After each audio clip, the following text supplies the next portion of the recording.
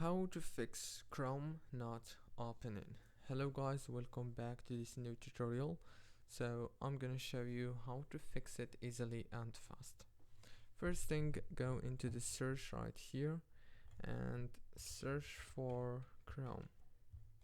Click on your right mouse and choose open file location, and then here you have to click on your right mouse again, click on properties, click on compatibility, choose run this program in compatibility mode 4 and choose Windows 8. Click apply and OK.